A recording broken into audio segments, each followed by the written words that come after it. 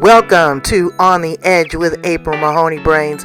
Here, this is the spot where the conversation is pointed, the guests are sharp, and the responses are never dull.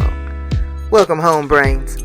There's only one requirement to hang out on the edge, is that you open your big brain and close your small mind. Did you bring your thinking caps? It's time to put them on, because the conversation starts now.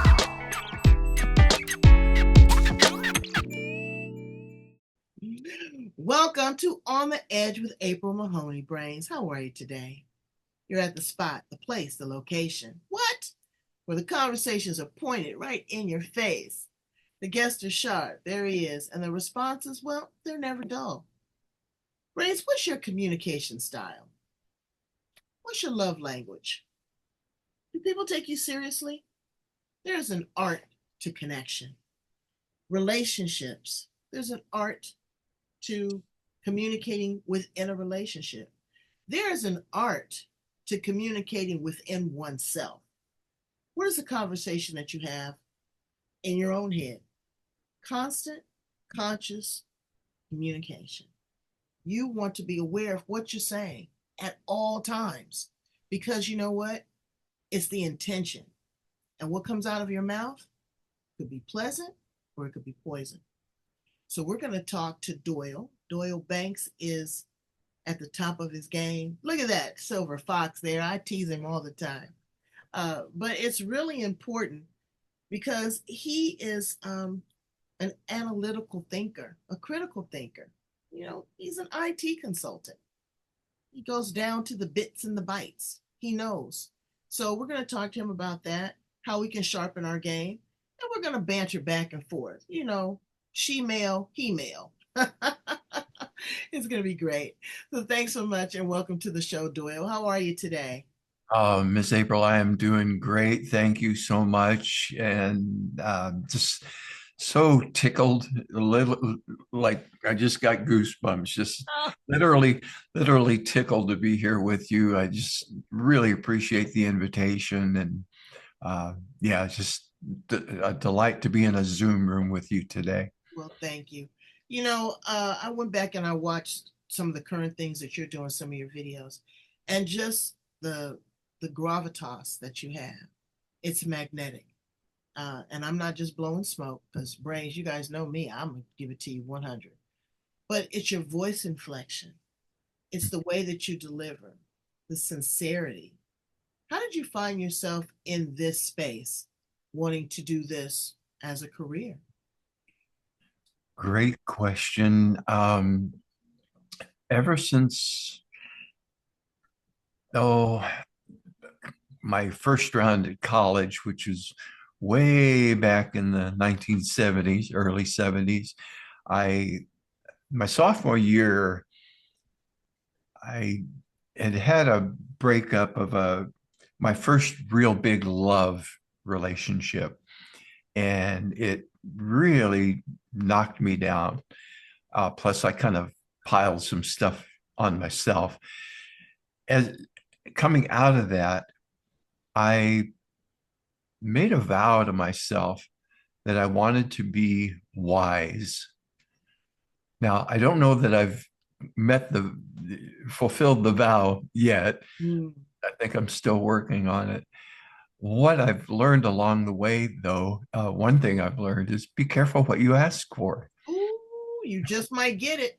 You just might get it because if you want to become wise, at least in my journey, uh, there have been some surprises along the way, and not always pleasant ones, not ones wrapped up in pretty packages. So, wisdom for me has come sometimes at a high price. Right. And looking Some of back, the things, but some of the things that hurt us the most, Doyle, are our best teachers. You know, everything is not going to be a bed of roses, that's right.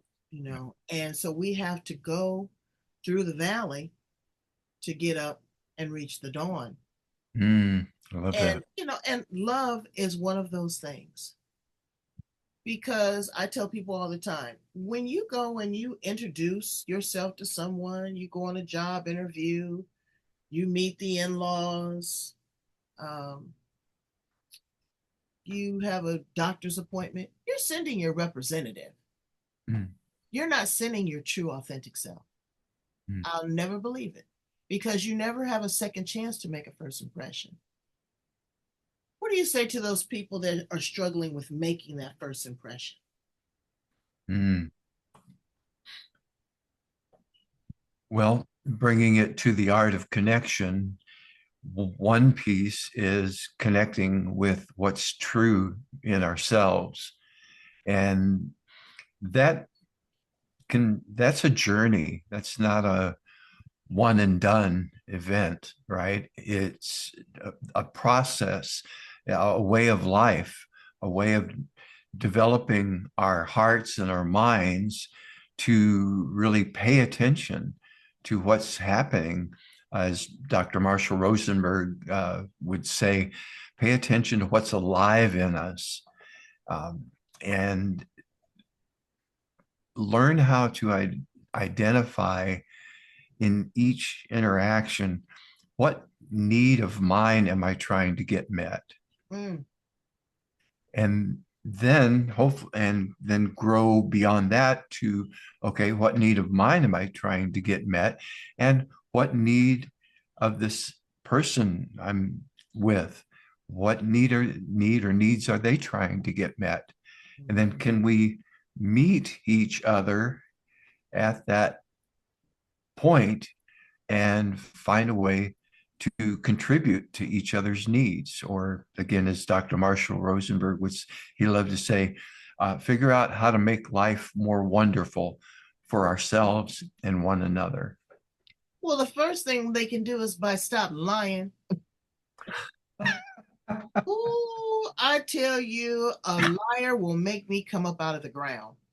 Mm, I mm, told my husband that the other day. He's not a liar. I broke him from it. He started out that way, well, right.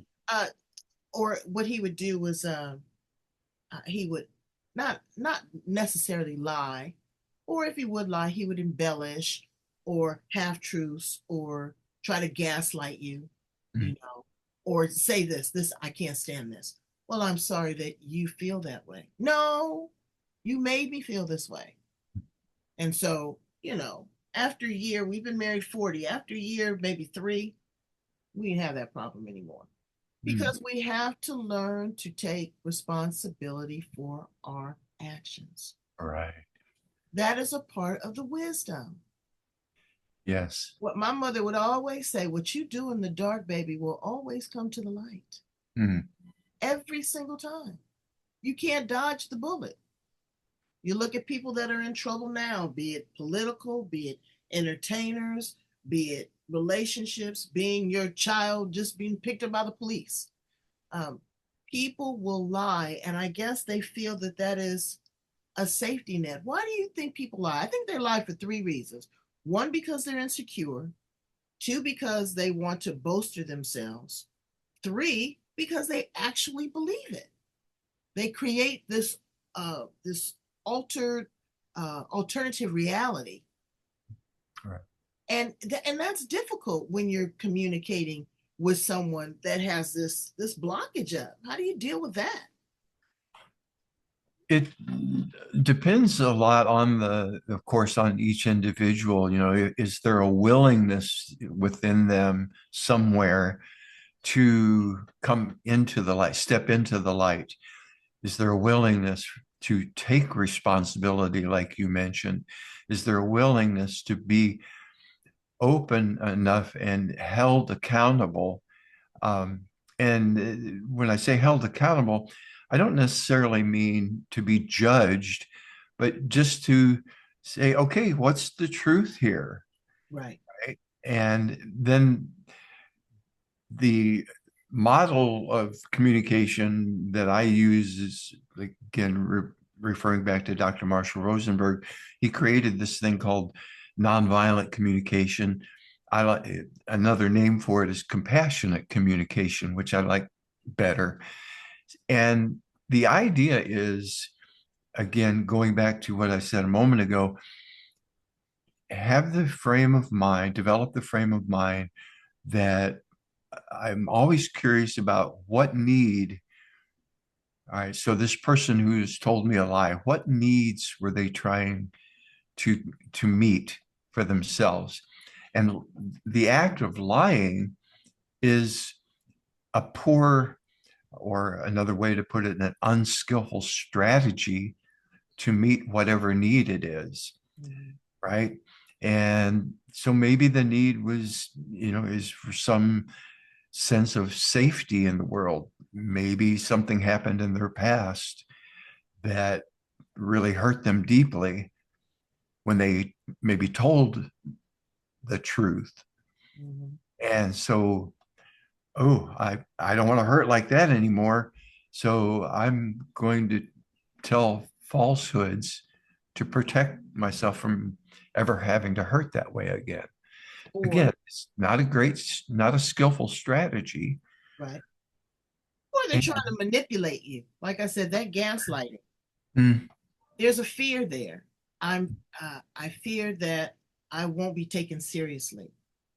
I'm afraid that I won't win. I'm afraid that I won't get what I want. I'm afraid that I'll never have this opportunity again. Or retribution or punishment. Oh, if I tell the truth, I'm going to get punished. Well, you best believe that if you're dealing with me, buddy, and you tell me a lie, you're going to get punished. And again, what is that punishment? It doesn't have to be corporal punishment, but it can be a boundary that I set that, me, I cut you off. I don't be bothered with you because now you're toxic and you're a liability. And that word trust holds a lot of weight. Trust, I'm not a very trusting person from the onset, Doyle. I'll tell you. I don't mm, give you 100%. I'm from South Central LA. Whoop, whoop, shout out to South Central. But I'm going to give you 65, 70%. You got to earn the rest. And I as well. I can ratchet down, but it's contingent on something else. I will trust you if you do XYZ. I don't trust you if you've done XYZ. I'm not going to give you an opportunity to redeem yourself because you continue to do XYZ. There's a lot of variables in that word trust. But what we have to do is find it within ourselves a bandwidth to say, you know what? I'm going to allow so much. I know that this person has these characteristics, these traits, these shortcomings. I will allow so much. But once it gets beyond a point, no. And talking about it. People don't talk about it. You know, a person will know that another person is telling them a falsehood or trying to manipulate them, but they won't speak on it. Well, I didn't want to hurt their feelings. They didn't care a whole lot about your feelings. You know, as my mother would say, tell the truth and shame the devil. My mother was wise. sounds like it. You She was mentioned wise. you mentioned something really important, April. You mentioned the word fear several times in the examples you were giving a moment ago, and it really strikes me. Fear. A lot of people think hate is the opposite of love. I, I'm of the opinion or view that it's fear that is the opposite of love. Mm, And long, long time ago, in another lifetime, I was a priest in a Christian church. And one of the things I remember from the scriptures is perfect love casts out what? All fear, right? And so people who do unskillful things, lies, resort to violence, steal, uh, hit on other people's spouses, or whatever the thing might be, um, when we really drill down, we'll usually find some pocket of fear somewhere down in there. um, what I do in my coaching work a lot is help people drill down and get down there in the muck and find out, okay, where is that fear? What is that fear about? And let's shed some light on it and shed the light of love and compassion and truth on it. You know, the old saying, sunlight heals, right? Or light heals. So, yeah, let's get some light on what's going on there and help you figure out different strategies that are going to get you what your heart really wants, Mhm. right? And is going to get you that connection that you really want with yourself, maybe with a spouse, with a kid who doesn't want to talk to you anymore, or a coworker who doesn't like you or want to have anything to do with you. Let's get down in it and get it fixed. You know, because fear also, you give up your power. Yes. And when you give up your power, people will control you. You are now a puppet and they are now the puppeteer. You can't just go along to get along, brains. Yeah, that's why I call you brains. I expect for you to use it and not just the frontal lobe. Go into the subconscious. There's Mhm. 6 or 7 people back there that you have never even met that are innately who you are and a part of your soul contract on this journey, on this assignment. Do you know the assignment? Are you paying attention? Golden rule, do unto others as they do unto you. Okay.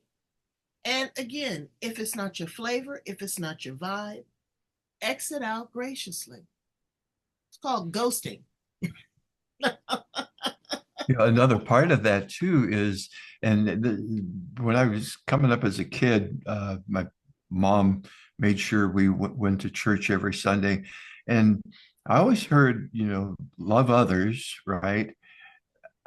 But I don't ever remember, and maybe I was just, not paying attention, which is entirely possible, but I don't ever remember hearing the other piece of that talked about in a sermon, as you love yourselves, as you love yourselves. Well, how do we do that? And that was a huge part of my journey. I grew up in a really violent home. My mom, bless her heart, had some severe, we were kind of middle class. My dad was a steel worker. And so, psychologists, psychiatrists, and whatnot wasn't an option for us. Um, but looking back, I'm pretty sure I'm not a psychologist or psychiatrist, but my mom had all the telltale signs of having severe PTSD. Uh, might have been what we call bipolar now, that manic depressive. She would Mm, go through these violent emotional, mental cycles. mm, Well, that had an impact, right? sure. Impact on myself. And um, no surprise, I carried some of that well into adulthood myself. And I learned at one point that I had all this hate and disgust toward myself that I had been carrying around blindly for decades. And when that finally came to light, and I finally started learning that I could love myself and I wasn't being selfish by doing that, right? But I was actually being kind, compassionate to Doyle. Well, guess what? Doyle's love tank started getting filled up. And now Doyle had some love and kindness and compassion to give to others. Mhm. Hmm. How about that? Right. It tastes good on the palate. But Oh, yeah. it when you rise up and you greet and meet yourself for the first time. It's like going to Disneyland. It's the wow factor. It's pretty sexy. You say, "Ooh, look at me." Look at Doyle. I got a new look. I done shaved my head and I got a beard. I'm having a different conversation. I speak a different love language. People are noticing me. I'm getting the responses that I want. How do you greet that person? Because you have to settle into that. That's like, buying a pair of 9.5s, knowing that you wear a 10. You gotta squeeze into that. Mhm. Mhm. For me, a lot of it was allowing myself space, I'll call it, to to experiment. I was really involved in junior high, high school, and college in music and musical theater. In fact, I majored in music. Voice was my major instrument. My first time around in college. That's why it's so sultry. I get it now. Yeah, the music music lessons paid off, I guess.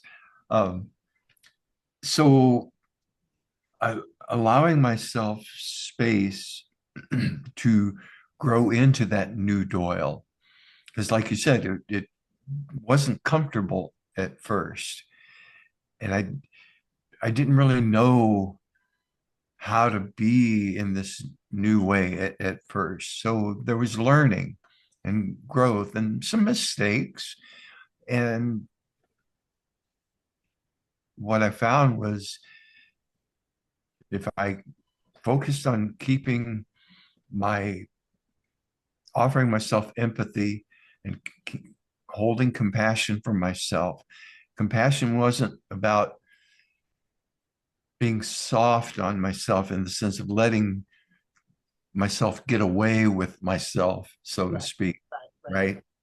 right? Compassion a lot of times is saying, hey, no, stop that, right? That can be a really compassionate thing to do and say. And so sometimes I had to look myself in the mirror and say, hey, buddy, you gotta cut this stuff out now. You gotta dial down. And when you have aggressive personalities, I'm not aggressive. I used to be. I used to have to use my teeth as a gate to hold the tongue, uh, because I would tell you exactly how I felt until I learned that it's a way to do that. It's a way to do it. I can now get my point across and I don't have to say a word. I learned that when I was a mother. You gave that look. Oh, Yeah, you gave that look, or you give a hand. You, there's nonverbal communication skills. Let's yeah. talk about those a little bit. Okay. Um, your body language. African American women get this all the time. Well, she has an attitude, or the way that she looks, or the way that she does this or that. That is our language. That is our cultural language that we speak to one another. Sometimes it spills over into the workplace. Sometimes it spills over into the relationship. I know back in the late 70s, early 80s, Black men were very emasculated because of the crack epidemic. Women said, you know what? I'm not putting up with this nonsense. You get your little old 1, 2 things and get on out. I can do this by myself. I can do bad by myself. And then what happened? We became so insulated as women that what we ended up doing is becoming isolated. Mm. And men need love too. We need to welcome them back in. We need to be able to have a dialogue, and we need to be able to fight fair. Mhm. Don't tell me about the argument that we had 6 months ago. That's over with. Now, if it's the same situation and you still out drinking and drugging and running with whoever, you know, then that's a different conversation. Mhm. But if there's something that happened and you made a mistake, allow that person to make restitution. Allow them to accept responsibility. You can't keep tormenting me. You can't keep torturing me. As we talked about in the green room, Sometimes, lady, we talk too damn much. And another thing, and you know this, and this, da, da, da, da, da. No, that's something that my husband taught me. Baby, you said it. You said it twice. I understand, even though I am watching the football game. I hear you, but I don't want to talk about it anymore. I get it. Give me an opportunity to make corrective action. Men speak different language than women. You have to go by a man's actions, not necessarily what he says verbally. Mhm. That is not innately how they are maybe wired to do a whole bunch of talking. But he can speak volumes by the way that he moves. What's your thoughts on that, Doyle? Uh, One thing that really strikes me is goes back to what we've been talking about in terms of trust. You talked about the uh, sociological and psychological things that were happening in the 70s and 80s in the African American community. And so I love hearing you say, we women need to welcome the men back in. There was isolation on in both genders, and so painful. So, and yes, welcome them back in, and they still have to earn the trust. Mhm. They still Both, have to, both parties have to earn the trust. right, right. And that includes the responsibility and accountability, which for me was just such a huge shift. It was like a, tectonic plate shift in my life when I got that piece, and it just changed all of my relationships. Let me ask a question though. Was that infused in you out of respect because of mommy issues? I'm not sure I understand the question. Was Do you think that you had this block or you had this fear or you noticed opposition or resistance right away because you had a bit of a tumultuous upbringing because of your mother's challenges? She did the best she could with what she had, you know. I yes. think that that was something that, because that's a part of the epigenetics. There was something that happened to her through her parents, her grandparents, even her great grandparents. Yes. So it was a learned behavior. She may have had other challenges, but people didn't know how to deal with that. They, Right. again, your family was not afforded the luxury of having the therapy that she needed. Mhm. So don't you realize that her mother and father probably didn't have it either? Recognize it, or she's a little special, or she's a little loud, or she might misbehave. There was always excuses for a behavior that was actually something that was really a condition. So Mhm. what happens is that goes down into our cells, brains. I've been studying this a lot. You'd be impressed. But it does. And when you have children, do you have children, Doyle? I have three beautiful adult children. Yes. Okay. And so did any of this spill over into them and you had to break the cycle? Were you honest with them about, who you are and where this came from? Did this also impact your relationships with their mothers? Oh my gosh. Yes. My former wife, bless her heart, I don't know how she did it. She hung in there with me for 28 years. Hmm. It's probably about 27 and a half years longer than she, Oh, wow. I don't want to use the word say should, but you know, she put up with a lot. Um, like I said, I grew up, in this really angry home, and I was just so angry, had so much in me. And for a while, I tried to paper over it with religion or religiosity, Right, right? right, right, right, right, Trying to be a good Christian boy or right, right, right. and the only person I was fooling was me. No, everybody else saw what was going on. So yes, mommy issues, and a lot of it, was I was more afraid of her than I was of God or the police. Mm-hmm, mm-hmm. Well, in some ways, that was a good thing. It kept me from doing a lot of things that could have really, I could have really gone off the rails with my life. And it did a lot of damage. Um, I mentioned the self-hate.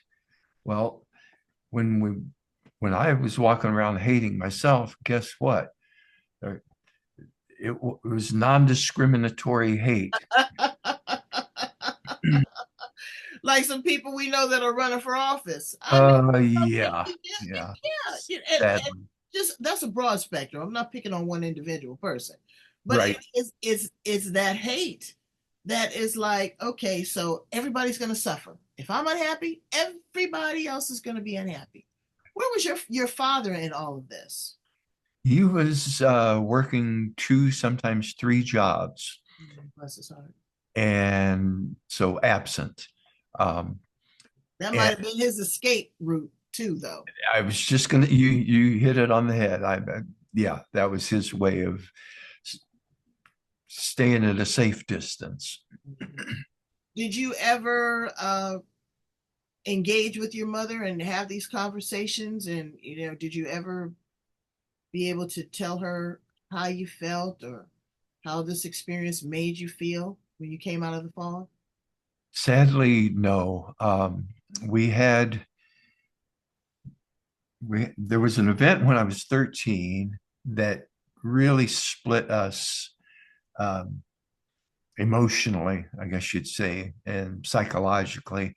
The image I came up with that I'm putting into the book that I'm writing, The Art of Connection, is it was as if we were on an iceberg that had split into two. Wow. She was over on one side and I was on one side, and there was just nothing but icy, cold, dark ocean water between us. And we were never able to find our way back together again. Um, in the years since she has passed, and with the inner work that I've done with the help of therapists and healers and my own uh, efforts, I came to realize she was in so much pain. Some of the things I did learn about that happened to her in her early childhood is like, well, no wonder she acted the way she did. Who Everyone I know who has experienced anything even remotely similar to what she went through acts the same way, because that's what it does to our psychology, our minds. So being able to understand that even after she passed, I've been able to then really hold compassion, toward her. Right. And I really believe, well, my former wife, Peggy, would always say to me, Doyle, I know you came into this lifetime to break a chain.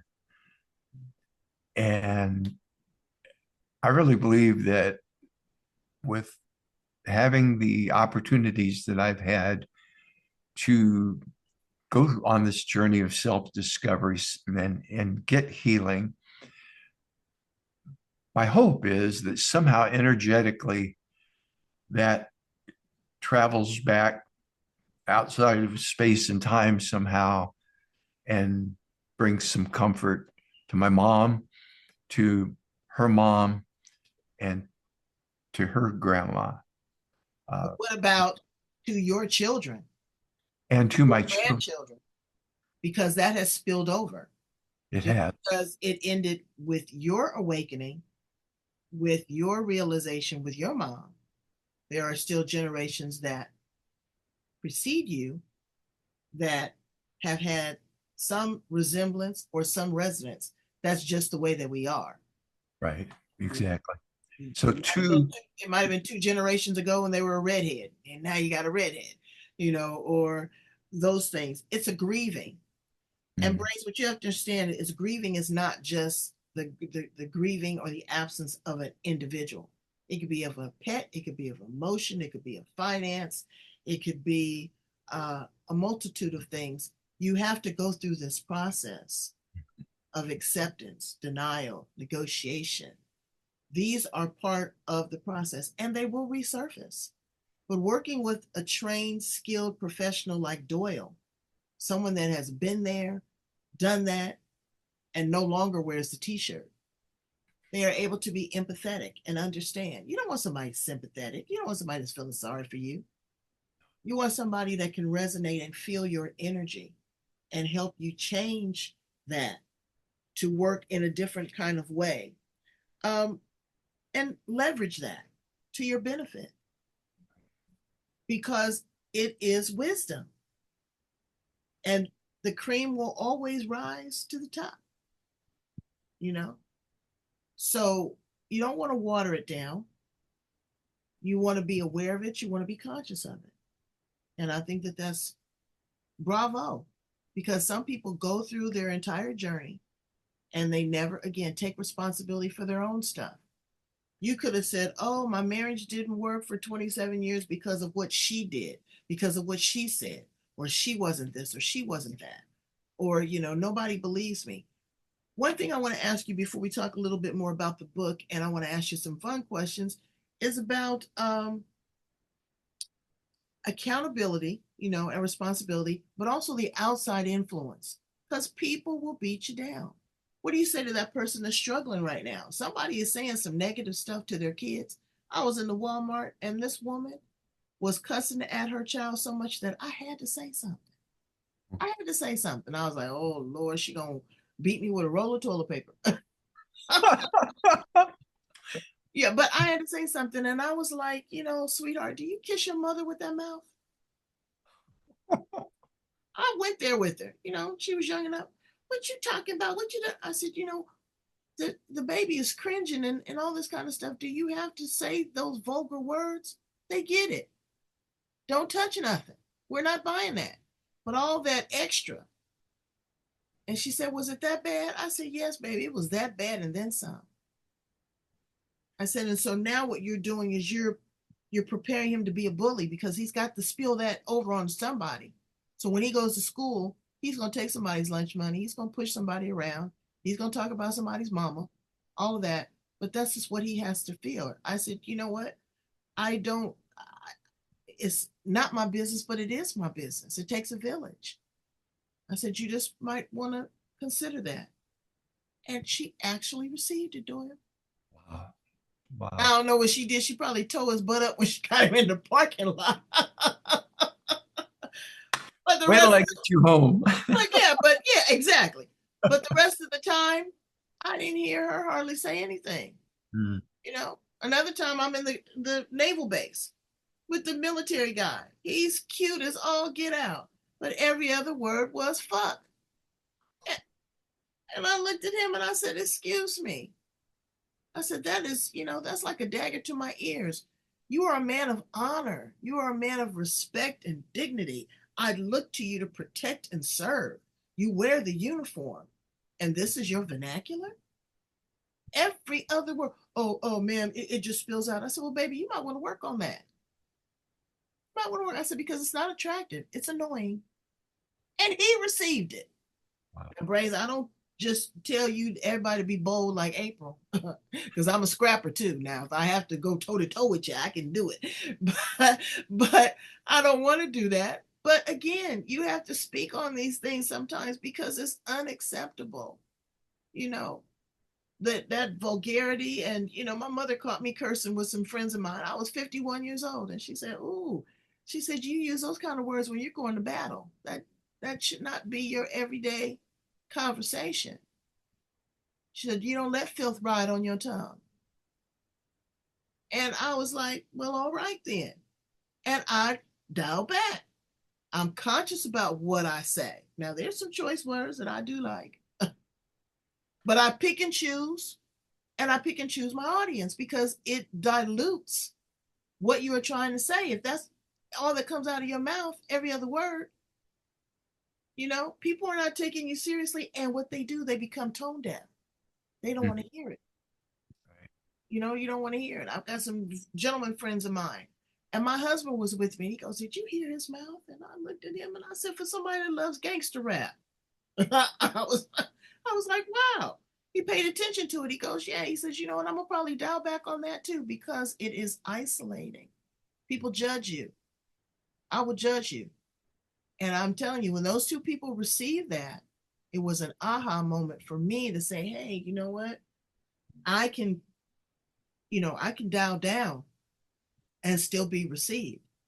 You know, again, I'm not going to try to lecture them on what to do, but it was a point of awareness because now maybe she'll go back and she'll be kinder to her son. He didn't deserve that. He was a little kid. You can't do better unless you know better. Right. So, what is your thoughts on grieving and the outside influences that impact us? How do we adjust? Mm. Well, grieving, first of all, Western culture has done a pretty poor job of allowing and creating uh, ways and space and time for people to grieve. Uh, just the example of our funeral homes, right? They're, soft, pretty music and, quiet and flowers and whatnot. And I'm not saying that there's not a place for that.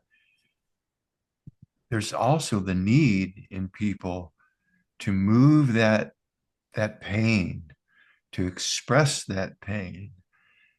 And Native American cultures, African cultures, other cultures around the world over time have had, ceremonies, rituals, ways of helping people, helping one another move that energy, move that pain through so that then it becomes a healing experience. And I I grieve often for for instance, people in the world who look like me, right? Old white guys who have carried, all kinds of pain.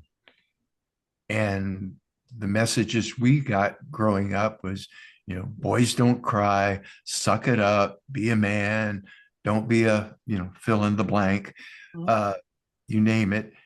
And then we wonder why we've got the heart disease and the diabetes and the this and the that, the cancer um, that we do, right?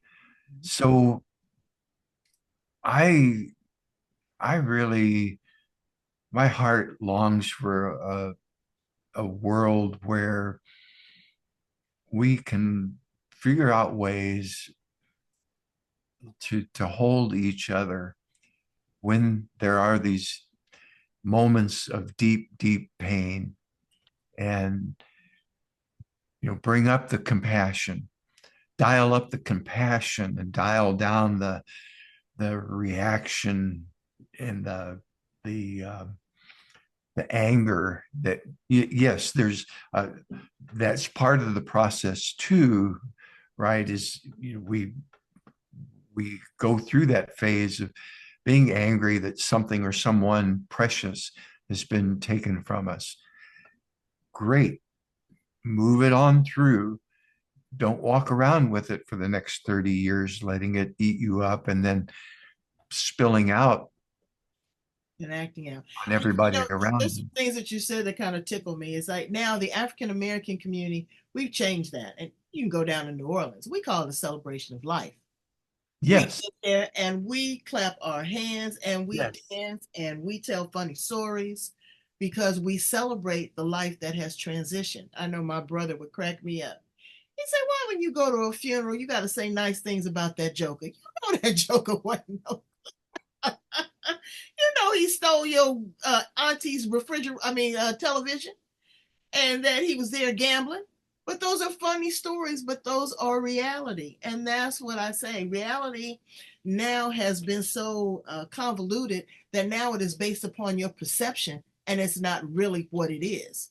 If I say that that is a blue and a blue checkered shirt with variations of blue and white buttons, that is what I see as a reality. But you go, oh no, it's a black and white and red paisley print, April. And you keep saying that over and over and over again. My mind, my frontal lobe will absorb that based upon what you did. And Mhm. you're not an old white man. You're Oh. an older, sexy nerd. Oh. That's fine. Accept it.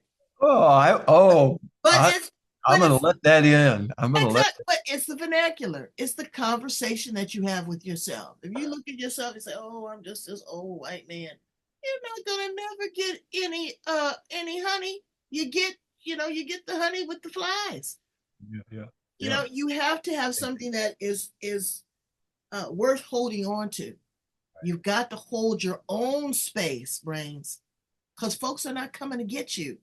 Mm. We're talking about the people that are, being subjected to these storms. You're going to sit there and wait for the first responders to come and get you, knowing good and doggone well you had 3 days in advance to pack up whatever little stuff you had and save yourself. On the airplane, put your oxygen mask on first.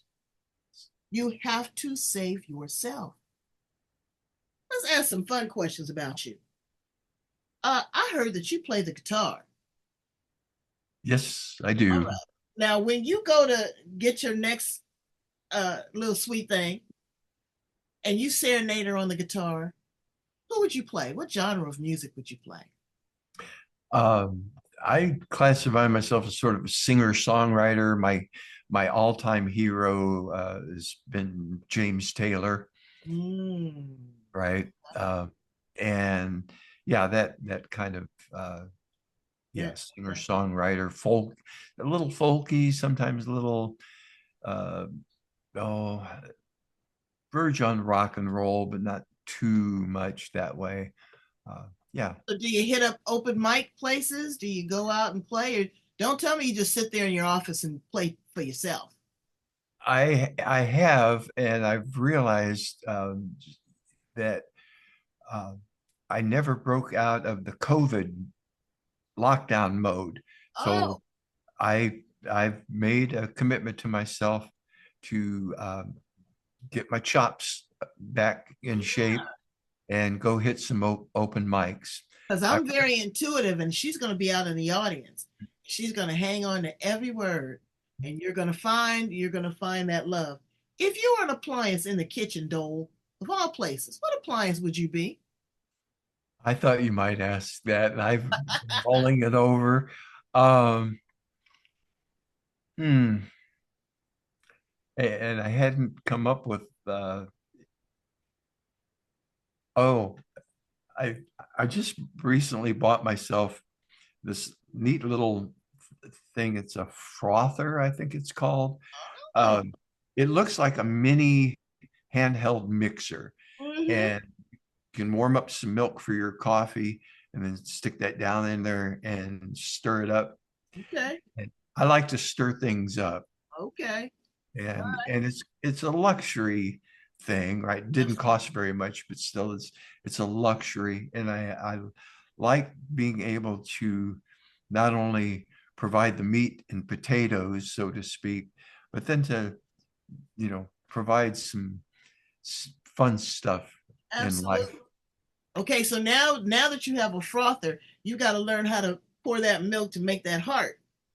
I do, yeah. I'm Okay. working on Yeah, so you got there. I'm sure there's plenty of YouTubes for that because it. that's good. I always say I like to be the refrigerator, Hmm. but today I want to be the spice grinder. Oh. I just want Love to it. grind it up, mix it up, give it some flavor, give it some texture, give it that wow factor, give it a little pizzazz. Do Yeah. something on the tongue. Make the tongue wake up in a pleasant kind of way. Yeah. Yeah. If Oof. your words had an odor, what would they smell like? Hmm. Wow.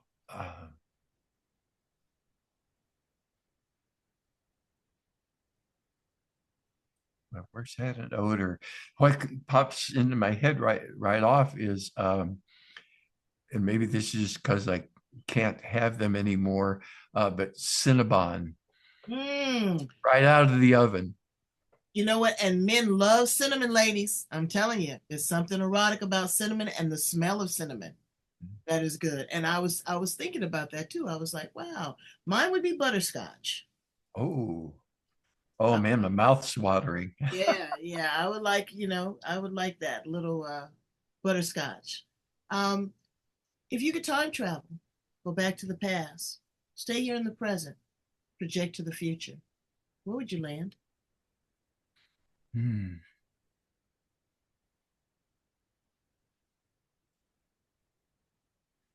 I'm going to say about 20 years from now and be able to look back at these next 20 years of my life and see what has evolved in me and in the world.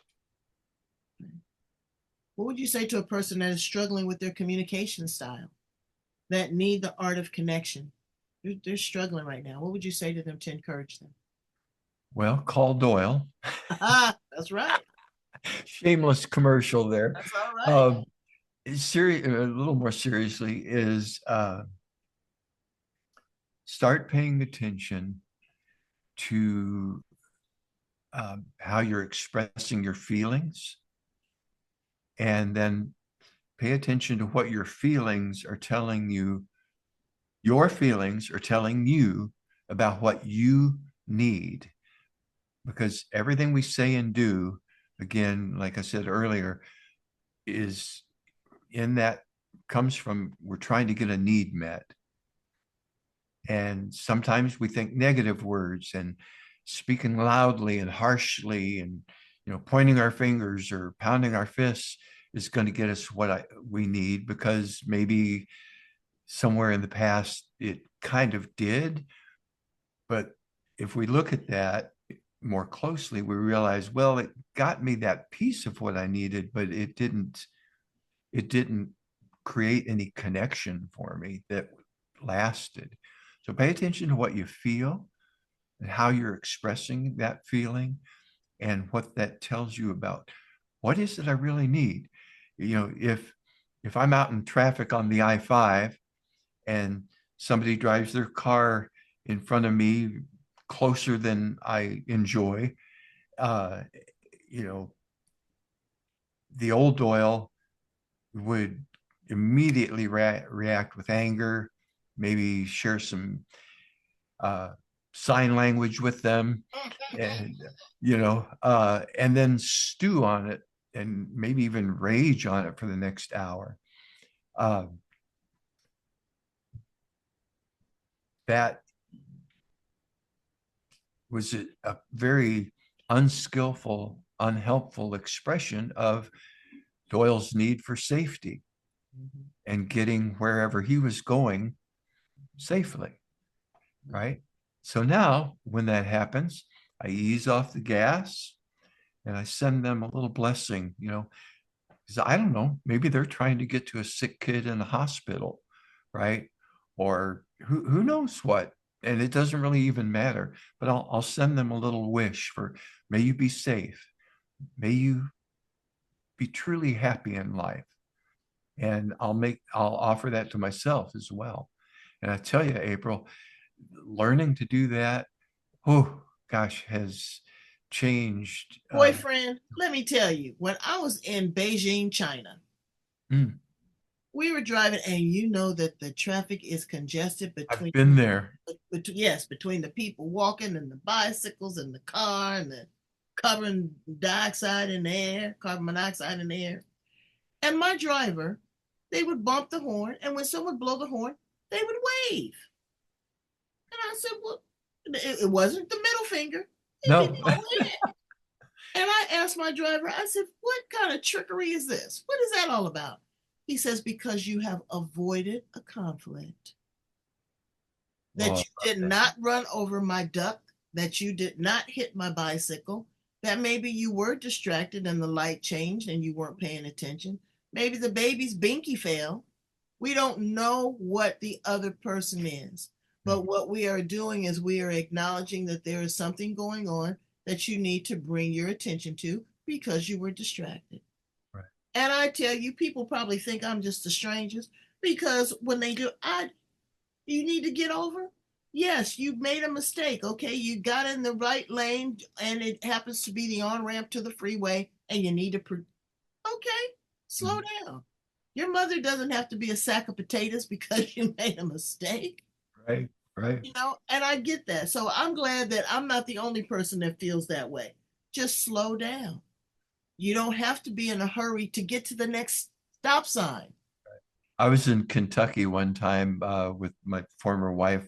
We were on vacation, and uh, I wasn't quite sure where I was going, and realized uh, that I needed to get, to this off ramp, and so I changed lanes. I did it safely, but rather quickly. And next thing I knew, there were state troopers pulling me over, and he just reamed me, and up one side down the other.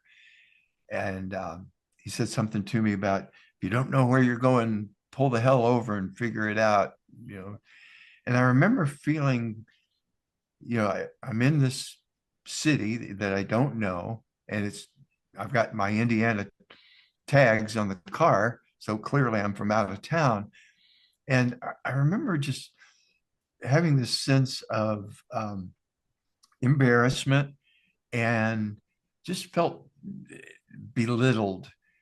And I remember thinking, how different it would have been if he would have said, you moved unsafely back there. You need to be more careful. And where are you going? Could I help give you directions? Thank God you weren't African American because he didn't shoot Oh, you. You know, yes, ma'am. Yeah. So again, even that, why do we have to go from a flicker to a flame? Yeah. Yeah. Allow ourselves some grace. Be selfish in that moment. Allow yourself an opportunity to say, okay, me, I'd be in a conflict with my boss, whatever. I would have a strategy for her. I sure would. You are absolutely right, Joan. I made a terrible mistake and I've learned from that. And I promise you, I will do better with some coaching. I won't let that happen again. Lying through my teeth. Yes, I was lying because I wasn't wrong. I was right. But it made her dial back. She didn't have any more ammunition to fire at me. Nothing. She Yeah. left me quiet. That's a great example. And if I could offer Absolutely. coaching, um, one thing we can do in those situations, we don't have to even tell a little white lie, right? Or we don't even have to say we're sorry. Tune into what was your boss needing. Well, maybe she had a deadline to meet.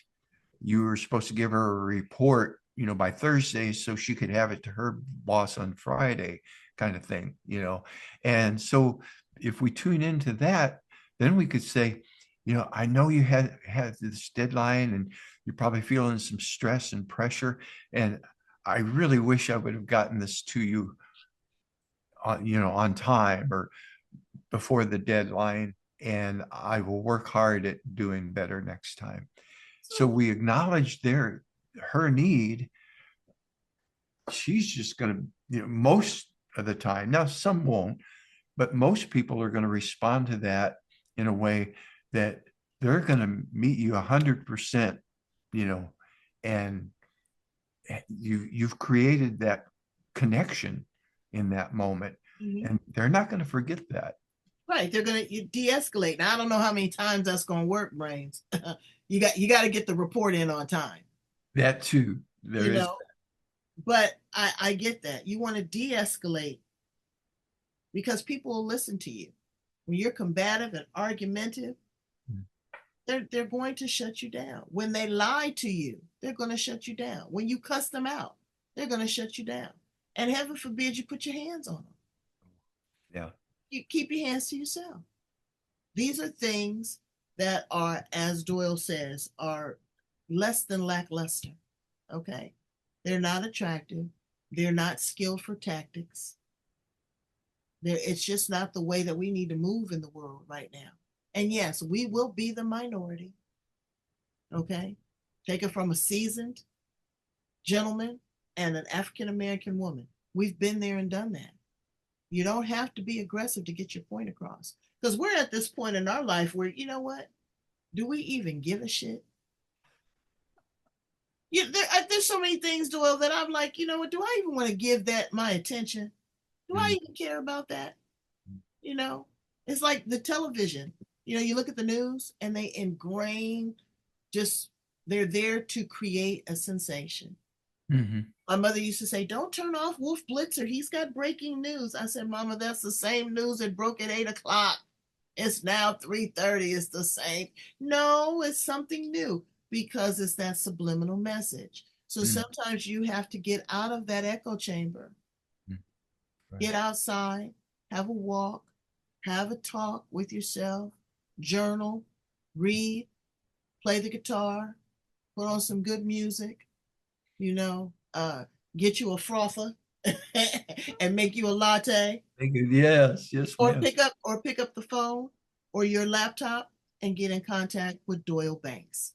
Doyle, Mm. you have just been so wonderful. I don't do interviews this long, but I enjoy talking to you so much because it's been a wealth of information. It's been smooth. It's been easy. Oh, good. And that's what we want in life. We want to make it easy for you. You don't have to be combative. You don't have to be ugly. It's not attractive. It gives you wrinkles.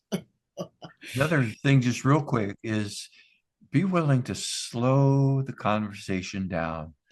We're in such a hurry, and I see this a lot in workplaces.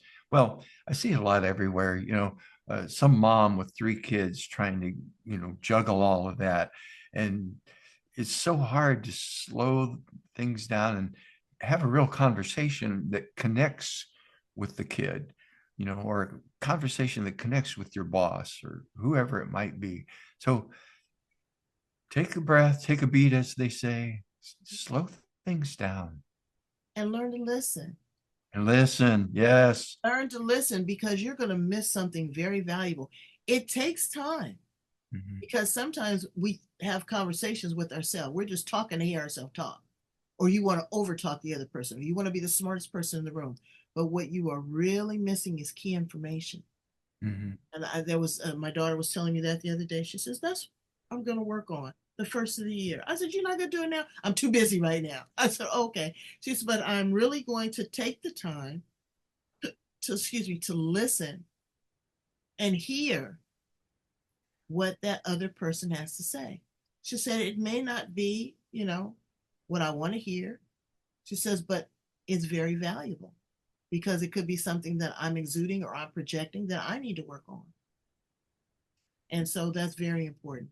Tell my brains how to keep in contact with you so that they can get a copy of The Art of Connection once it is available, or they want to do coaching opportunity or follow you on social media. How do we get in contact with you, Mr. Doyle Banks? Oh, thank you.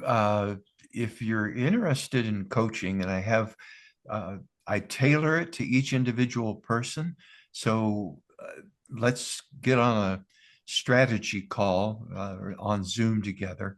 You can reach out to me at Doyle, Doyle, at Doyle Banks, DoyleBanks.com, and just say, "Hey, I heard you on April's podcast. I'd love to get 30 minutes to an hour with you and explore, you know, some things going on with me."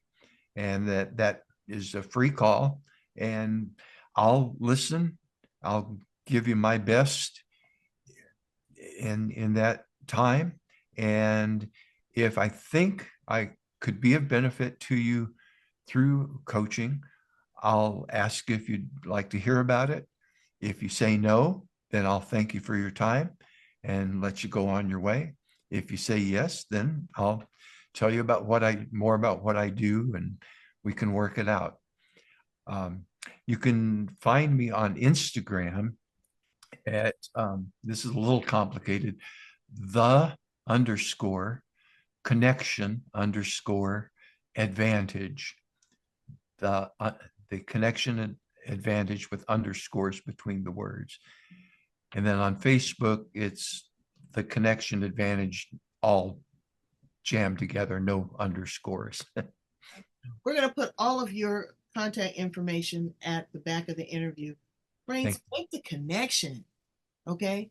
He's offering you time. You can get more money. You can get more cookies. You can get another pair of 9.5 shoes that don't fit your 10 size foot, but you can't get more time. Mm. And in all honesty, time is an illusion. It's the value that you put on it. So value yourself enough that you go through this walk, this journey that we call life, and that you take every opportunity to figure out what it is. Do your grieving now. Make your restitution now, because tomorrow is not promised and yesterday is gone. All we have is the present and the edge. Brains, go in and love, like, share, and subscribe. Okay, do your due diligence. Love, like, share, and subscribe. Share this with a friend. Again, we spent a lot of time, but this is heart-centered. This is real good. And I'm going to follow up with you, Doyle, because I'm telling you, she's in that audience somewhere. And next, we're going to be talking about the next phase of your life and the next art of connection. Thank you, Brain, so much. I love you deeply and completely. Okay? Go in and do your due diligence to make you a better you. Bye, Doyle. Bye. Thank you so much.